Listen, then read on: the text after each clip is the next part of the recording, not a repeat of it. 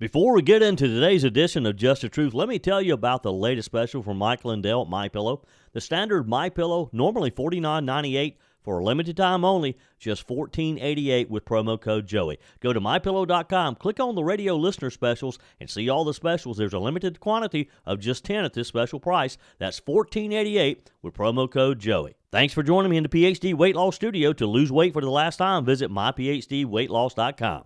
Joe Biden surprised an audience yesterday when he called for President Trump to be locked up, telling the group, we got to lock him up.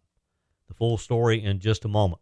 The Democrats are now blaming COVID for the tight presidential race. Former President Barack Obama on the campaign trail for Kamala Harris said yesterday that the election will be tight because of the pandemic. Even CNN's getting uncomfortable with the misinformation coming from the Harris-Walz campaign. Governor Walz claimed in a speech this week that President Donald Trump holds the record for job losses during an administration. CNN's fact-checker says not true. Reportedly, a lot of Democrats are scratching their heads now on the Harris campaign strategy of the vice president taking the day off this week, staying off the campaign trail, staying in D.C. with just 2 weeks to go until Election Day.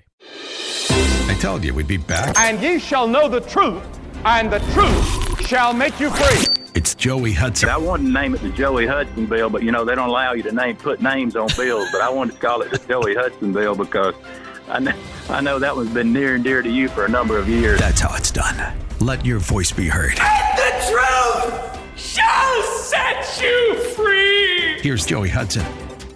President Joe Biden was out on the campaign trail. Actually, I don't know that it was really the campaign trail. He was out making a public appearance. Let's leave it at that. He was talking about Kamala Harris. Kamala's campaign really is trying to distance itself from Joe Biden, not wanting Biden to really be considered a surrogate for her campaign.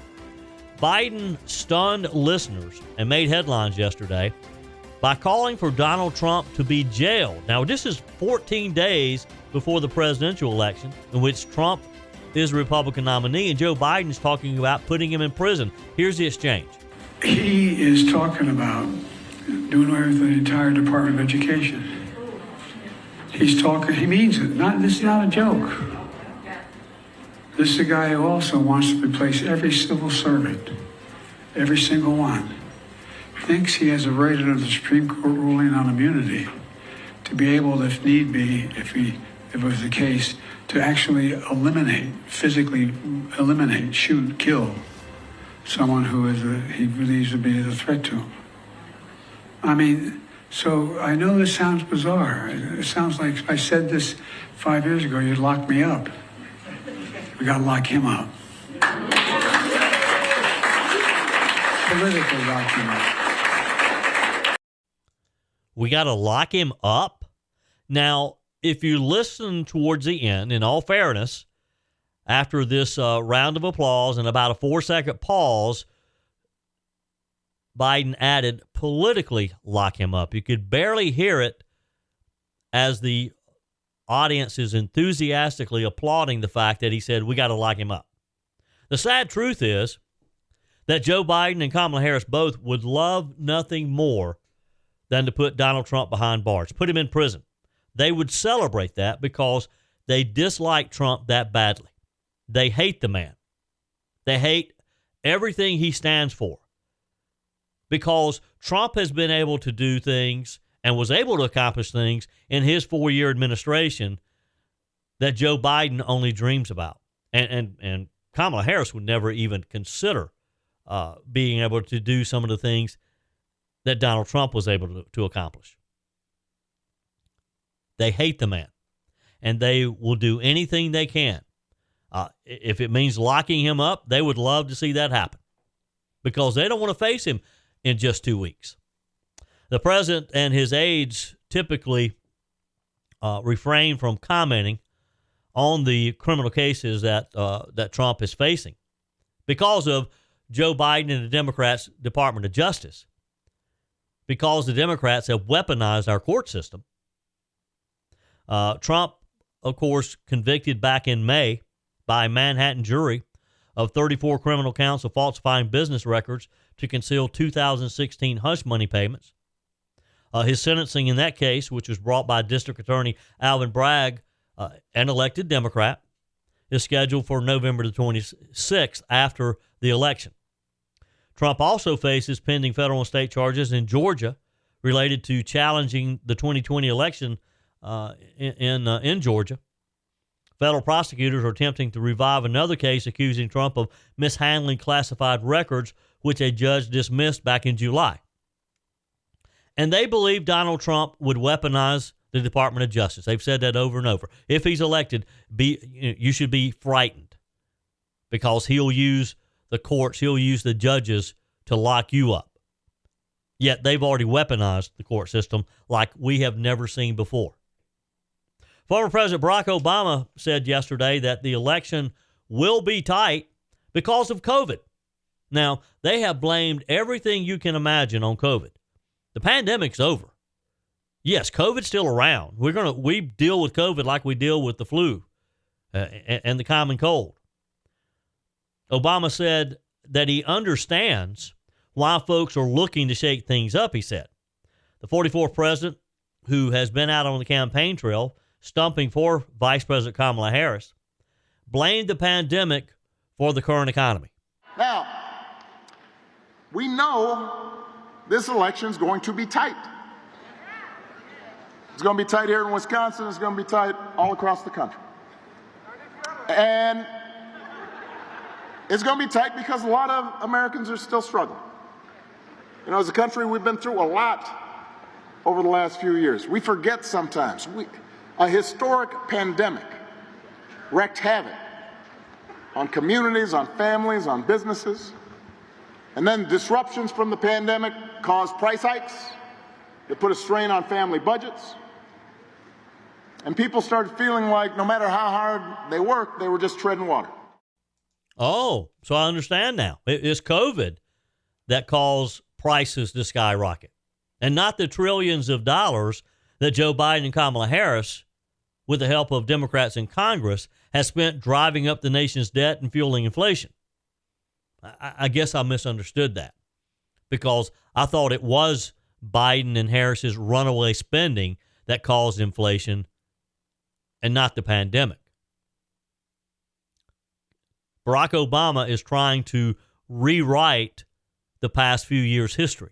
He's trying to make us forget that it was Joe Biden trying to fix everything, trying to be everything for everybody, thinking that spending federal dollars, your money, my money, would solve all of our problems. Obama used this as the excuse for voters being hesitant to vote for Harris, who was in power the past 3 years. He then argued that President Trump would not shake things up in a good way because he's a billionaire, and he says there's no evidence that he thinks about the American people.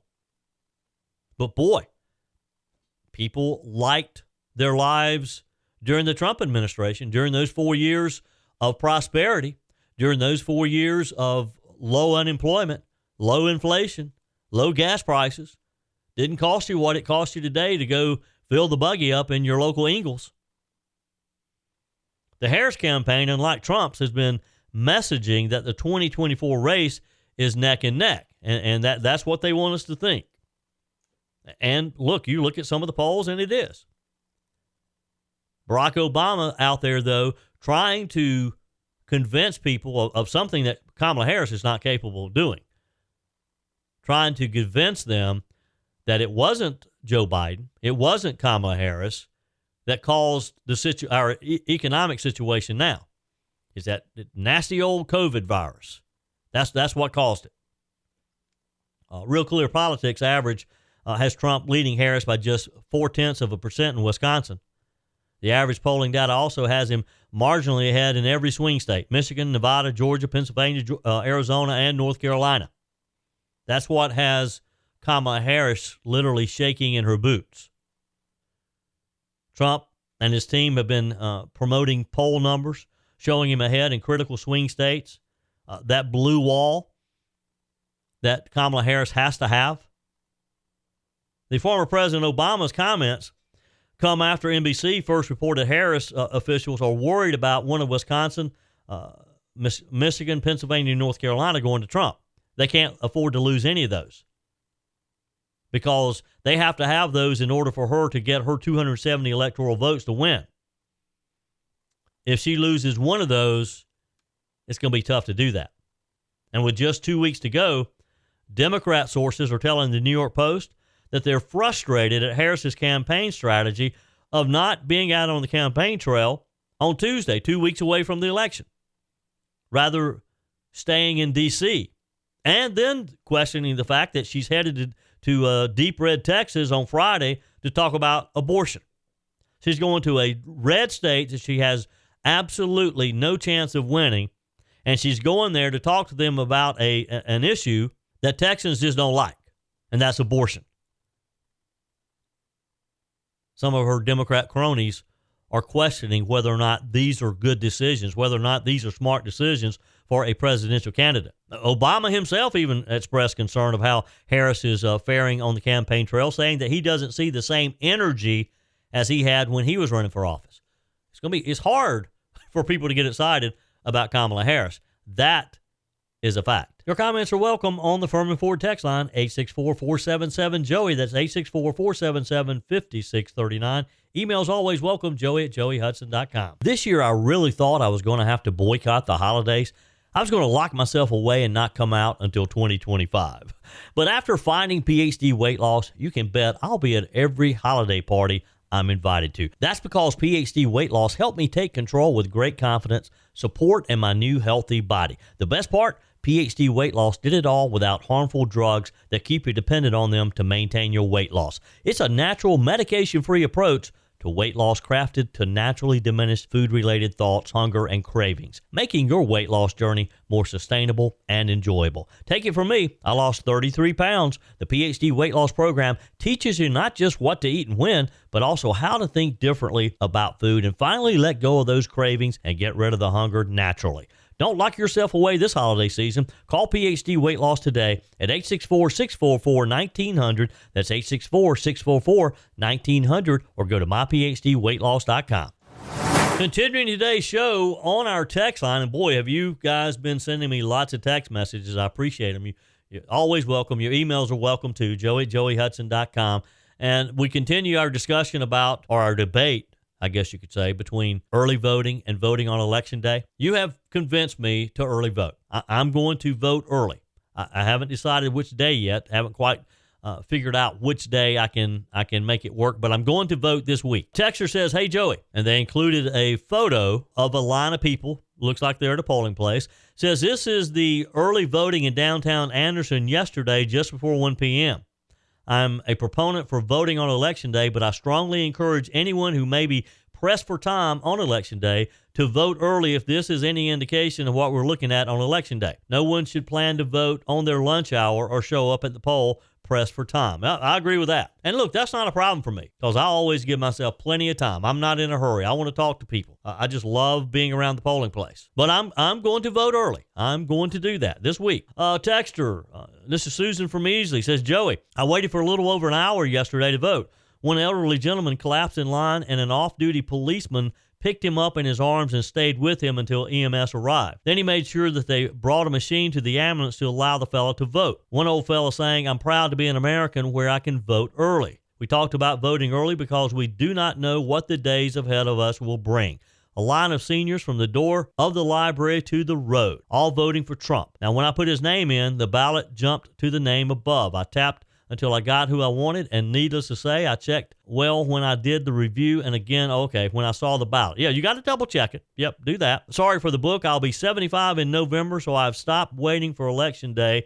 Love your podcast." Thank you. Thank you for listening to Just the Truth. Appreciate that very much. And if you are not subscribed to Just the Truth, go to the Odyssey app or wherever you listen to podcasts, search for Joey Hudson, Just the Truth, and join our community. Texter says, this is Jeff. "I'm voting on Election Day. There's nothing like standing in line to vote in this great country, but to each his own." That's how I feel, Jeff. I don't mind if someone else votes early. I just traditionally have not. But I get it. Albert says, "Joey, if something happens on November the 5th that prevents you from voting, you'll wish that you had taken the opportunity to cast your vote early. Be proactive." I got it, Albert. I'm going to be proactive. I got you. Susan from Hartwell, "McDonald's has come out with a new sandwich in honor of Kakala." It's called the McFib.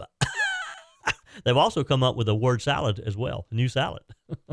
Katrina writes, hey, Joey, we just voted at Middle Tiger Library in Lyman. Parking was a bit crazy, but we only waited 15 minutes in line. Ron was ballot number 909 at 2:30 yesterday. Good turnout so far for the first 2 days. Yeah, there is. We're going to check in with Curtis Smith in a minute. He says that day 2 was just as big as day 1. Texter, okay, enough. You have convinced me to vote early. I plan to now do so. Look, I haven't tried to convince anybody to do anything. A lot of our listeners have, and they've convinced me likewise. You know, with day 2 of early voting yesterday, all indications are that Monday's big turnout was not a fluke. Curtis Smith is chairman of the Spartanburg County Republican Party. He joins us again today for an update. Good morning, Curtis. How are you? Good morning. Everything is doing great. How are you, Joey? I am wonderful. Hey, appreciate your time again. I just wanted to check back in with you and talk about we've had day 2 now of early voting. Today, of course, day 3. Talk with us. Give us an overview of what you saw on day 2. All right. Day 2 was just as strong as day 1. Day 1, we had 6,405 people vote. And Tuesday we had over 6,300. So we're sitting over 12,000 people voting in the first 2 days of early voting. And I'm expecting over 72,000 people to vote early in Spartanburg County out of the 210,000 registered voters. So we'll have maybe 30 to 40% of the vote cast before Election Day. Wow. A little bit of statistics here. Over half of the people who have voted are over the age of 65. Interesting. And we had over 400 curbside votes, so it's the older people who would be drawing the lines out on Election Day voting early. So that should make things run a little bit faster on November the 5th. Yeah. So the good turnout that we saw on day 1 on Monday, that just wasn't a fluke, huh? That's not a fluke. As a matter of fact, the wait times, our downtown wait time was about 20 minutes. The lines are long, but they move fast. And Middle Tiger Library was about 20, and Boiling Springs was 25, and Woodruff was about 11 minutes. So go out there and vote. It's not a long time to get through those lines. Yep. Let's talk for a minute, Curtis, and with me today, Curtis Smith, chairman of the GOP in Spartanburg County. Let's talk about absentee because, of course, we have early voting. That means you show up in person just like you would at a normal polling place on Election Day, but you just do it early in this early voting period, which extends through Friday of next week. You can vote on Saturday as well. We have a couple Saturdays to vote if you can't get out during the week. So let's talk about absentee voting, though, because we still have absentee, but give us some of the criteria for that. Who can vote absentee? Well, if you're in the hospital where you can't get out and can't go to the early voting, or if you're in the military and you're out of the country and you can show that you were out for the entire time of early voting, that there isn't any one day, then you can apply. There's 4 reasons for it. You can apply for an absentee ballot. What you have to do is personally talk and send stuff to the election office, and you have to give them your last 4 digits, your social security number, your address, and then they will mail you a form, or you can pick it up at the election office, form to fill it out to request an absentee ballot. Then you return it to the office. Then they will mail to your address on the record here that one absentee ballot. Then you have to fill it out and return it, and it has to be postmarked before the end of November the 5th on Election Day. Yep. And right now we've had over 5,000 people request. We have sent out, about 4,500 of them have sent their request back to us to get a ballot. And out of that 4,500, we probably have received back from them after sending them a ballot about 2,100. Right. And I expect 6,000 people to vote absentee in Spartanburg County. Wow. I also learned something, too, and you can always go to scvotes.gov and see if you have questions. They do a very good job of explaining it on the website, scvotes.gov. You can even see where you need to vote if that's a question as well. But I also noticed where you can actually track your ballot on the website. That is correct. You can go to you can track it where it is. Yes, which could come in handy if there's any questions there. All right, one final question for you. Curtis Smith with me today. Registration. Now, I've been asked the question, and I know that registration was extended due to the storm. but there's been some interesting numbers pop up on the extension. What was it? 1 week that it was extended? Yeah, it was extended from October 7th through the 14th, which gives another 5 days, another week that you could sit there and register to vote or change your address or do something with it. And I found it very interesting because if you take a look at it, from July the 1st through September the 30th, we had about 8,000 people register to vote, change their addresses.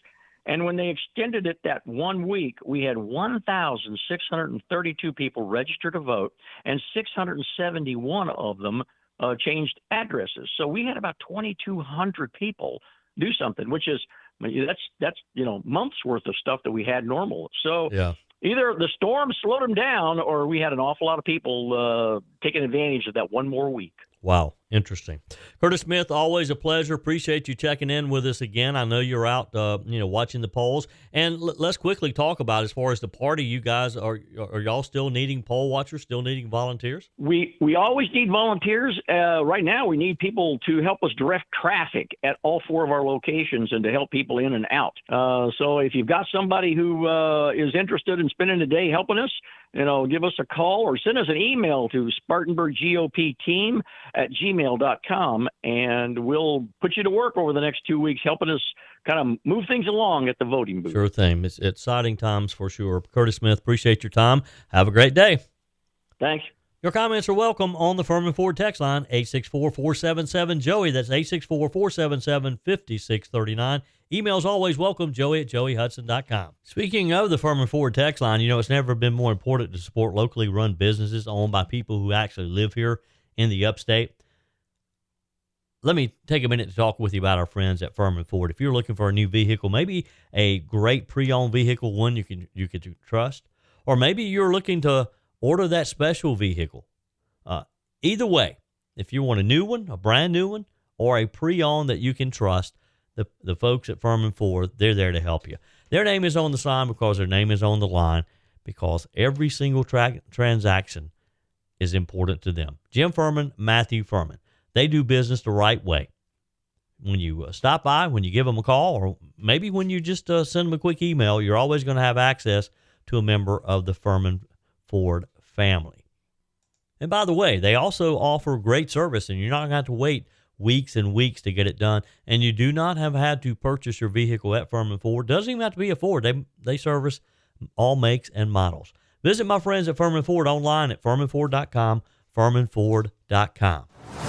In these final 2 weeks of the campaign, get ready, because we're going to hear a lot of rhetoric from both sides, to be fair. But how do you know what to believe? The Harris-Walz campaign is on the offensive. They're trying to beat back the momentum that they know Donald Trump's campaign is enjoying right now. They know that they're on the path to losing, and they're desperate. But even CNN is recognizing this. Even some of their own mainstream media buddies are aware that they're going to have to start fact-checking Kamala Harris and Tim Walz as well. CNN fact-checker, case in point, Daniel Dale, said yesterday that Democrat Governor Tim Walz of Minnesota falsely claimed that former President Donald Trump set a record for lost manufacturing jobs during his administration. Governor Walz claimed that Trump set a record for the most manufacturing job losses during his administration in a Monday appearance on The View. Now, of course, the ladies on The View didn't challenge him, because they don't know what job losses were. Don't have a clue. So they're not going to push back. But and he also, by the way, took aim at Republican Senator J.D. Vance of Ohio, too, Trump's running mate, alleging that Vance and Trump were venture capitalists who helped ship jobs overseas. So Mr. Dale contested Walz's point and pointed out that job losses under Trump were due to COVID-19, the pandemic, and not because of Trump's policies. Dale told CNN's News Central host Kate Baldwin, if you're going to say something that is simply factual, it should be factual. Let's talk about manufacturing. Building back up manufacturing in the United States is a focus of both campaigns. I want to play for you what Vice Presidential candidate Tim Walz said about this yesterday. We want to make sure that you're able to bring manufacturing like Kamala Harris has did. We know Donald Trump lost more manufacturing jobs than any president in American history. Yep. That's simply factual. What are the facts here? Well, if you're going to say something is simply factual, it should be factual. This is not. It's not true that the Trump presidency lost more manufacturing jobs than any other presidency. Under George W. Bush, there were about 4.5 million manufacturing jobs lost. Under Trump, it was about 178,000. Now, there were also more manufacturing jobs lost than under Trump, under Eisenhower, under Ford, under Reagan. So Trump does not have the record. I think it's also worth pointing out for context that these Trump job losses in manufacturing overwhelmingly occurred because of the COVID pandemic. Pre-pandemic, under Trump, there was a gain of about 414,000 manufacturing jobs. Again, he ended a negative 178,000, but that was largely because we had a pandemic-related crash.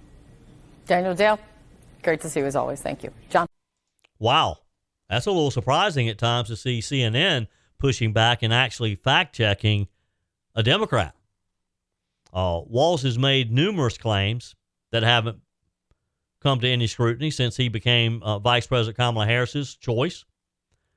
He's also come under fire after claiming that he was in Hong Kong during the June 1989 massacre. The protesters in Tiananmen Square. Appears he wasn't there, but he won't come out and say that. He just claims, well, I got my dates mixed up. Why don't you just say, I made something up, you caught me on it, I'm sorry, I should not have done that. Vance accused Walz of stolen valor in an August 17 campaign event, citing comments about gun control Walz made in a video that was posted on X by the Harris-Walz campaign. Governor Walz also faced questions about the timing of his 2005 retirement in regards to the war in Iraq from the Minnesota National Guard that arose after a 2018 Facebook post by retired Army Command Sergeant Major Thomas Behrens resurfaced. Meanwhile, Newsmax political analyst Mark Halperin said yesterday that Democrats are questioning Vice President Kamala Harris's decision to stay in Washington, D.C. for the day rather than be out campaigning in swing states. Harris was in D.C. yesterday to conduct interviews with Telemundo and NBC News, which were scheduled to air last night, according to Reuters. Halperin on Wake Up America argued that with Harris trailing former President Donald Trump, the move raises concerns about her campaign strategy and if, in fact, they're making wise decisions. I want to get your take on this. So Harris is off the campaign trail today. Trump is, going. He's multiple states throughout this week.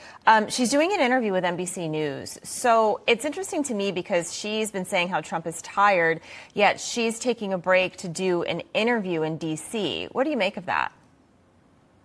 Look, if she loses, there'll be a lot of second guessing of all sorts of decisions they made. And one of them will be what has been a light schedule. If she thinks she's ahead, and her campaign doesn't think she's ahead, but if they thought she was ahead, you could say she's running at the clock, but she's not ahead. And so it's a choice they're making. I think a lot of it has to do with the amount of preparation time she wants and requires for the interview she's doing today, for the town hall she has coming up. But there is head scratching amongst Democrats, 2 weeks to go, someone who's fighting for the presidency, and she's spending the day in Washington. Yeah, Mark, this just baffles me. It really does. I mean, we're talking 14 days to go. This is the home stretch of this very long campaign. Well, a long campaign for Trump, not really a long campaign for Kamala Harris. And it just shocks me that she is not campaigning somewhere. She's not holding a town hall. She's not holding a rally. She's not talking with voters. And instead, she's taking an entire day to prepare for an interview. Is this a smart move?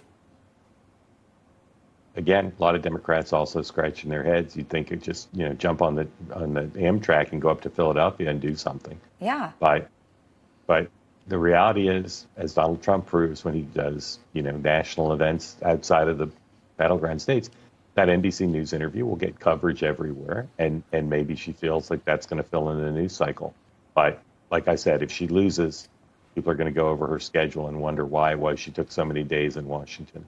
So we have in the last few weeks been seeing her do a lot more of these interviews, but have they backfired? This media blitz was so that voters could get to know her a little better, but we're hearing more and more non-answers. And again, the rhetoric of just blaming Trump. We're not really hearing real answers on policy. Do you think this media blitz, this media tour that she's been doing, is it working for her right now?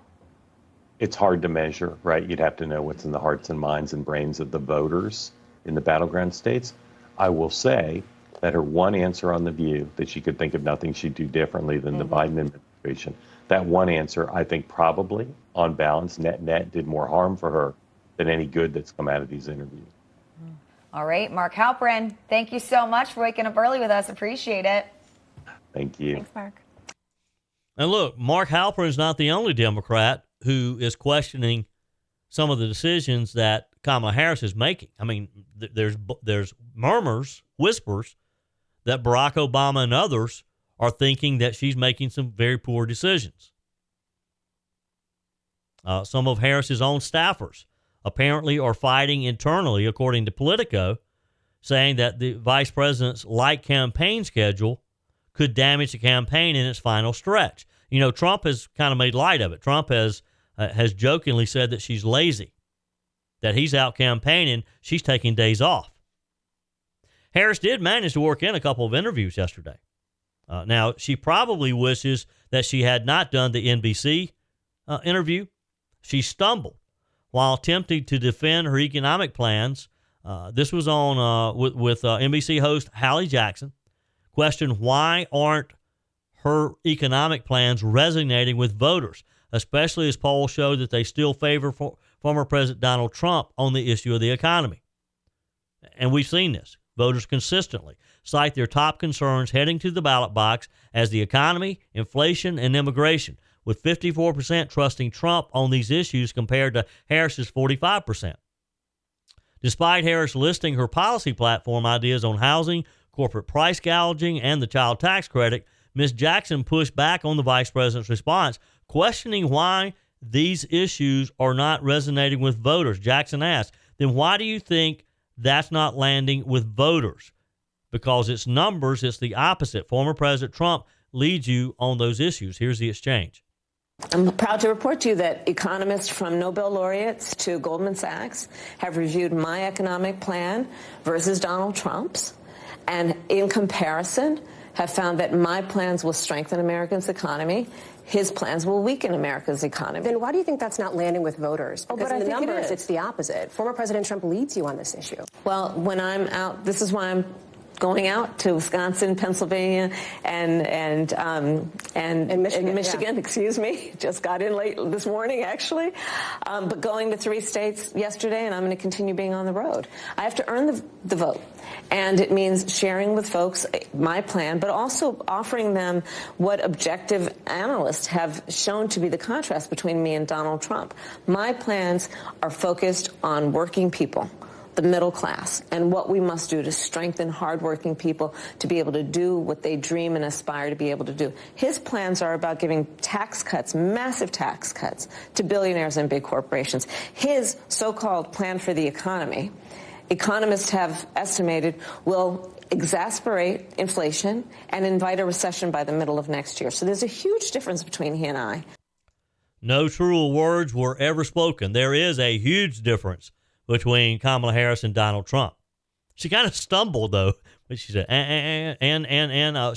she couldn't think of the state, which is one of the battleground states, one of the blue wall states that she has to win.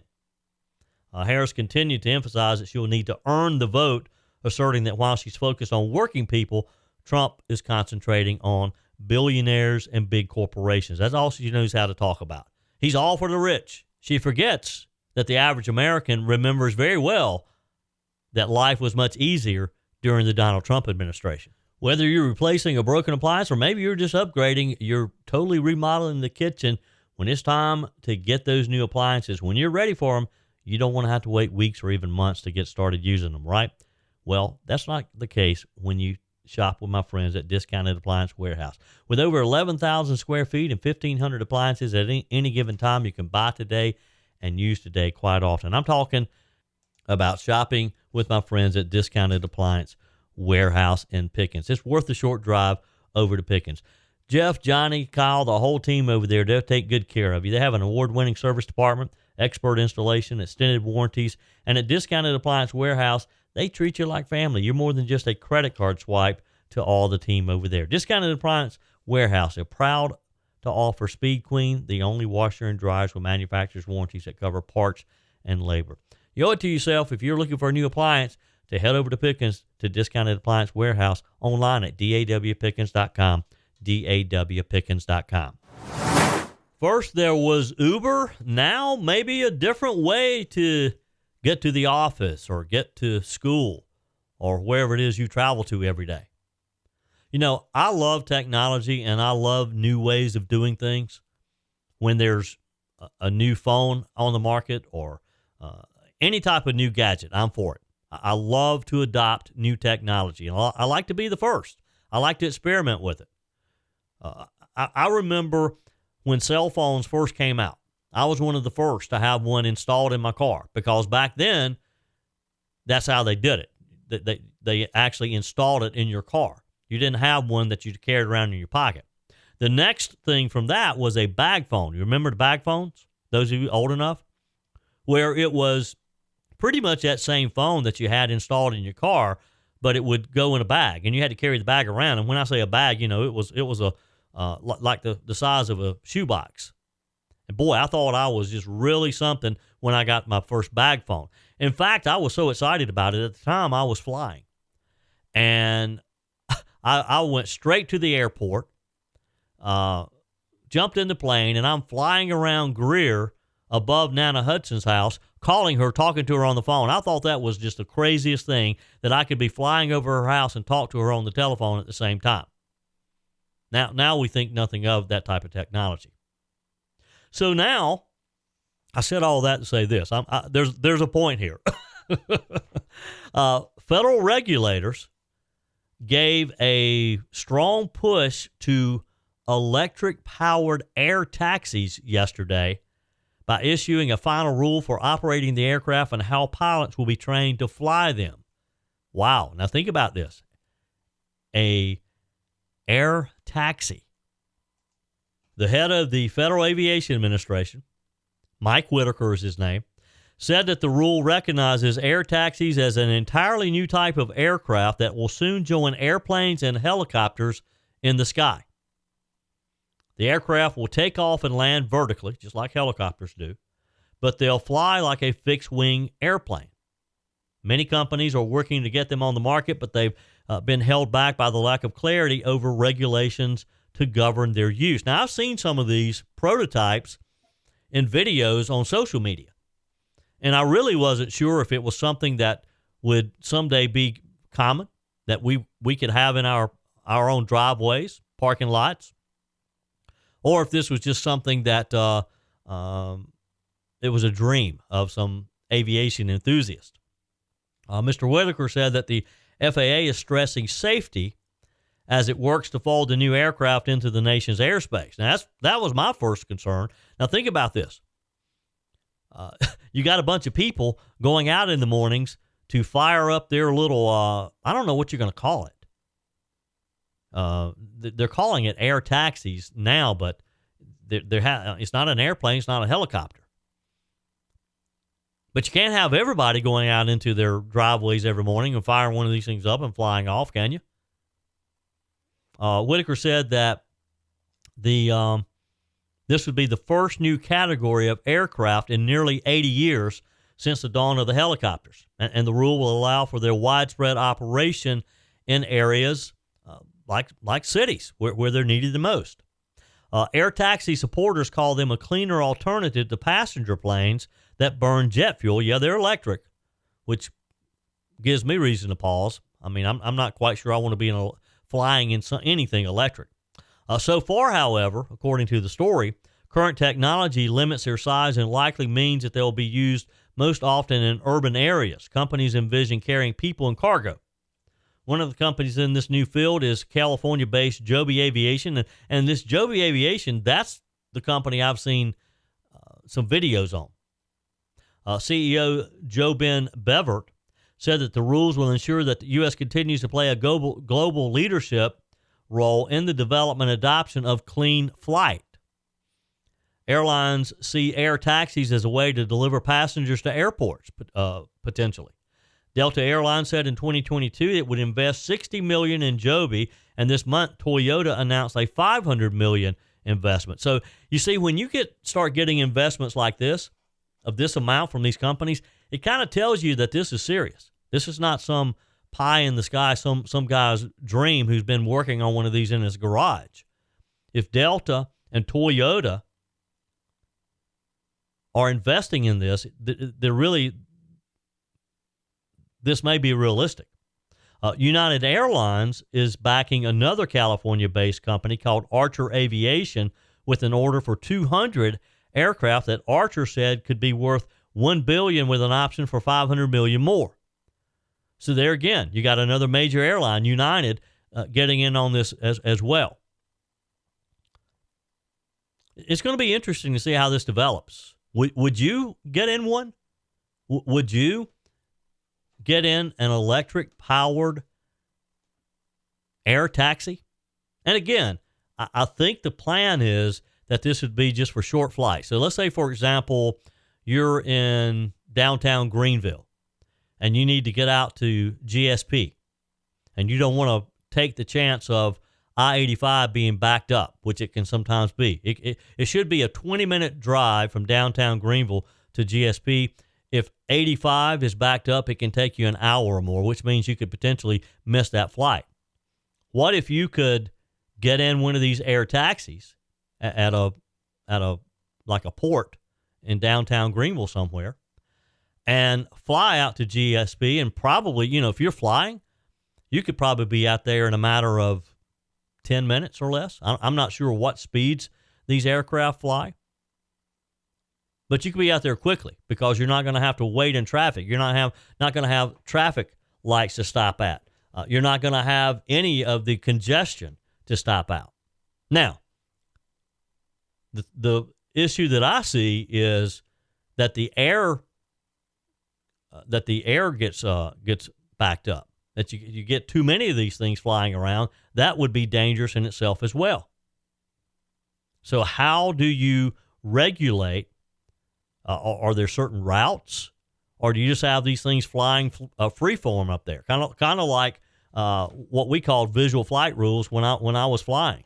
Visual flight rule says that you can take off from your airport and you check in with air traffic control, but they're not telling you where to go. You go wherever you want to go as long as you can see a clear line of sight. Obviously, though, not everybody could have one of these, or we're going to have a lot of air collisions. Wow. Again, I ask you, would you potentially get in one of these and fly in one of these? Would you feel safe? Love to get your comments. Text me your comments. Email me, joey@joeyhudson.com. I would. I mean, I love to fly in anything. I love helicopters. I love airplanes. I've been in all types. And I would take a chance on one of these. Maybe I'm foolish. Text me. Email me, joey@joeyhudson.com. That's it for today's edition of Just the Truth. Thanks for joining me in the PhD Weight Loss Studios. To lose weight for the last time, visit myphdweightloss.com. If you haven't joined my mailing list yet, visit my website, joeyhudson.com. Click on the Connect with Joey button so that you can receive our emails and the most up-to-date news. Also, join me on my YouTube channel. Be sure and like, comment, and subscribe. Just search for Joey Hudson. As always, thanks for spending a few minutes of your day with me. Do me a favor and forward this episode to a few friends. Just click on the share button and send to your contacts. We need to build an army of conservatives to win our country back, and we can do that by continuing to share the truth with our friends and family. Keep those comments coming via the Firmin Ford text line 864-477-JOEY. Email to joey@joeyhudson.com, and I love your messages on the MyPillow message line. Again, that's 864-477-JOEY, 864-477-5639. Be sure and take advantage of the MyPillow special, just $14.88 on the standard MyPillows when you use promo code Joey. Order online at mypillow.com or call 800-893-4053. We're back again tomorrow and hope you'll plan to join us. Until then, remember, God's got this. He's still in control.